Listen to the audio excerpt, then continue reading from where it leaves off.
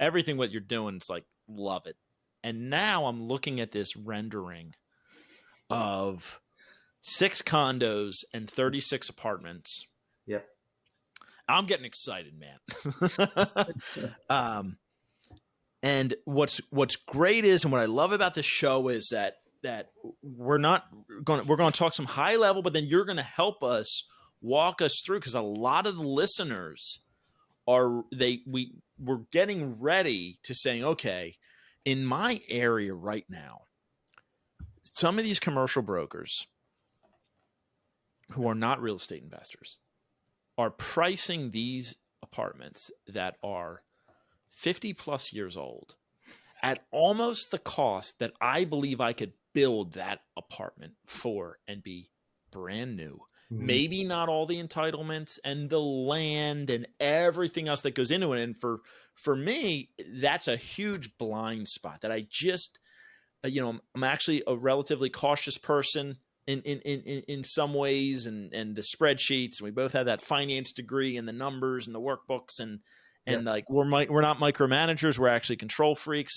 at least I can say that about myself, having read a profile, and I want to know like what the future holds and what certain things will cost. So you're building 42 unit subdivision project, 6 condos, 36 apartments. Take it from there, my friend. Like bore us with the numbers, but these listeners want to know what is in store for you. What about the land? How much? Like how much and how long did all that take? And what was there? Now I'm assuming it's raw land, the sewer tie-ins, the power. Like, what did you not know you didn't know? And I hand it over to. So I think it's important to realize that the impetus for us getting into ground up development was just a lack of deal flow and us being frustrated with running numbers on existing buildings and just not being able to get anything to pencil out. So I went through that at the early part of last year. During that process, I made just a regular phone call to a guy that used to be a commercial mortgage broker. And at the time I thought he still was. And he told me that he had left he was no longer a broker and he was off on his own doing consulting work. And part of that was development and financial analysis of developments, construction budgeting, et cetera. So, I had that in the back of my mind. And then, as I'm digging through whatever's on the market for weeks on end and not seeing much of anything, this one property keeps popping up that has 8 old apartments on it. It's an old, I call them Franken houses. They're old Victorian houses that are cut into like a million different apartments, and none of it makes any sense. Franken houses. We're gonna give you credit. I think I probably stole that from somebody else, but I use it all the time. Yeah. There's nothing new or original, but you Franken houses. Franken houses. Yeah. So it's a 2.5 acre parcel, and there's an old, I call it a Victorian house in the middle of the property that's 4,000 square feet. And, there's a carriage house that's another 2,000 square feet. In our market, carriage houses are like a big thing. It's kind of like a auxiliary dwelling unit, but old. Yeah, big money going up to Saratoga Springs when yours made turn of the century, right? Yeah, that's right. So there's also a garage and then some other ancillary stuff. But the apartments are in, let's call it really rough condition. They've been not maintained, and there's a tremendous amount of we'll call it deferred maintenance, to be kind, meaning like holes in the walls, and there's probably more animals living in the building than people. So we started looking at it, and I was speaking to this gentleman, and I said, all right, how do I make sense of this? Because I can figure out what it's going to be worth if we build something there, but like I don't know enough about like the ground up development process and like the zoning, what's allowed. And so he and I just worked through that over the course of a couple months and became comfortable enough with the numbers, at least I was, that I said, all right, I think this makes a lot of sense. Like there's a ton of meat on the bone here if we can get this right. So then we just started, like you said, we started on a spreadsheet, and then it goes from there. You go and meet with the city and see what their appetite is for this kind of project. And you kind of follow that path as far as you can so you get a comfort level. And then we made an offer on the property, and it was completely contingent on us getting entitlements and all the permitting done. So we're technically still now under contract because we don't have final site plan approval yet or the building permits. So let's pause there. Yep, go ahead. You just gave us a lot. Yep. So big parcel, 2.5 acres, I almost said frankincense, but Frankenstein, am I saying it correctly? Frankenhouse. Building. Yeah. We've seen these. We know what you're talking about, Mm-hmm. right?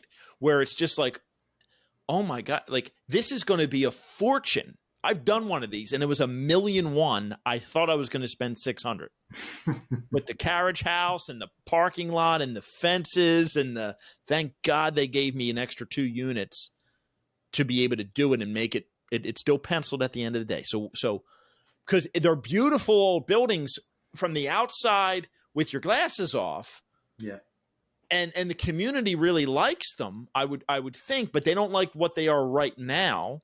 So you have to make that argument that we're not talking about restoring this. We're talking about leveling this ground, and then you were smart. You had a broker turned consultant that could help you on the development side. So instead of taking a year, you got it done in a few months for you to get comfortable with what it was. Because I think a lot of us can say, I get how I can value 36 apartments and 6 condos on the back end, but what is this thing gonna take to get it to that point? Fair enough. Yeah, that's exactly right. And you mentioned scraping the property, and that was our initial plan because that makes the most financial sense, right? Let's get rid of the buildings and let's build everything brand new from the ground up. So once we started getting into the process, we realized that there was a good amount of pushback from local organizations, neighborhood groups, and actually the planning board to maintain the old buildings because they were, although not designated as historical, they were eligible to be historical on the New York State Registry.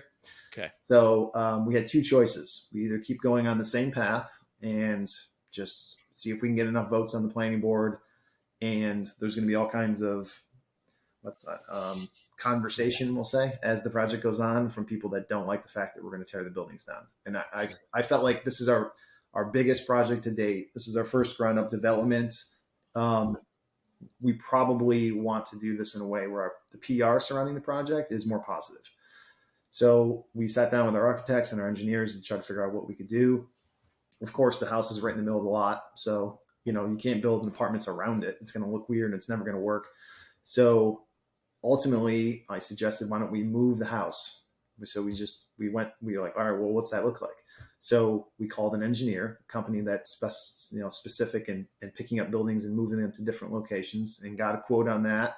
And then we started talking it through. And like, all right, maybe this makes some sense. And like you said, it's going to take a ton of money to renovate the old building and the carriage house, which is why the only way to do it and make any financial sense is to sell them off as condos instead of converting them to apartments. So that piece is really core to the project, because without doing that part, we can't get the 36 apartments on the property that we want. So this was kind of the way it was going to work. And probably, now that I know it now, why every other developer in town didn't want to touch the property. Because he knew how many he or she would know how many hoops they would have to jump through. But me being a novice in the ground up development game, I was like, oh yeah, sure, we'll just pick it up and move it, and this will be easy. So that's how we ended up where we are. Brian, are you able to see my screen? I am. Yes. Yep. Okay, cool. Never done this before, so this is a first on the show. So here we have. So this is you have the garage, or is that the carriage house? That's the carriage house. Yep. And the house. And then that's the main house. That was 4,000 feet. 4,000. Well, it's a little bit larger now, but some of it's, these old houses, they add on a back porch, and then sure, decking going random places. So all the old stuff all the new stuff, new in quotation marks, will be taken off. The old house will remain. Got it. Yeah. So you're moving that from the center of the lot down closer to the street, and you said those are going to be condos. Yes. Somewhere between 6 and 8. More is probably better, but I think at 6 still pencils out. So that's what we're projecting. And maybe your management company will manage the condos afterwards, you think? We'll need to form an association? I don't know. I'm not sure if we want to get in the HOA game. I don't blame you.